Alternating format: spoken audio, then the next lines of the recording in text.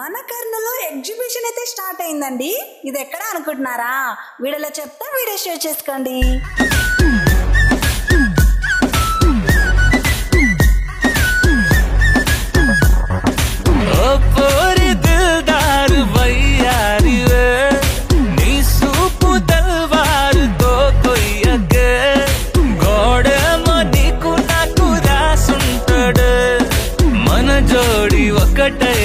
మన కర్నూలులో STBC college ground లోకి అయితే వచ్చేసామండి.